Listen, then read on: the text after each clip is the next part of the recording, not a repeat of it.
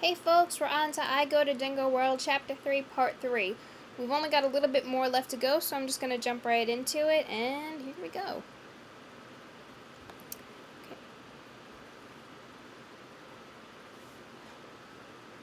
When they'd met, after bonding over the tuna sandwich, they'd gotten to talk. Carly had mentioned that she'd always wanted to visit Chuck Dingo World in Florida, but her father just didn't have the time to take her and her older brother. Sam said that she had been asking her parents to go too, but they'd always tell her that either they didn't have enough money, or they would be going or they were going to go the next year, which never happened.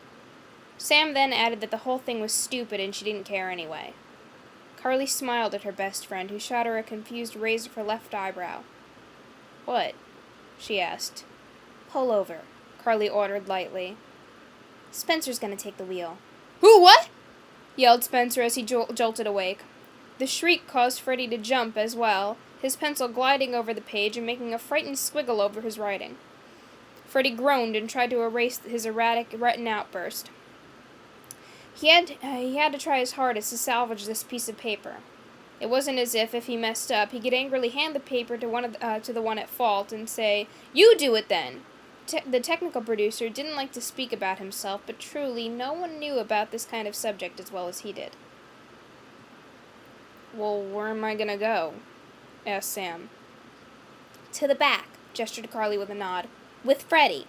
Where you're not going to kill each other and where you are going to sleep." The car screeched to an abrupt stop, everything threatening to jump from the blonde's being at that moment. Everything.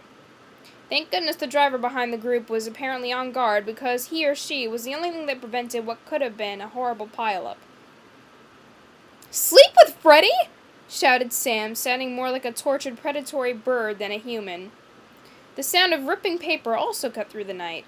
Freddie's eyes stayed wide from shock, as he wasn't even able to comprehend that he'd just stabbed through his precious plans with his writing utensil. Carly was so frozen in fear from their near accident that she couldn't even speak to reprimand Sam for her actions. A new quiet filled the car, one thick with a multitude of emotions, ranging from fear all the way to embarrassment.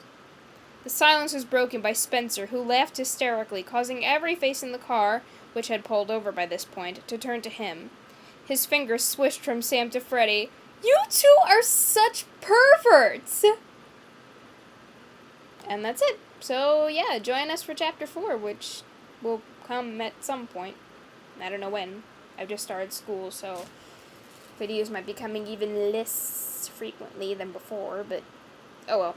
We'll see what happens.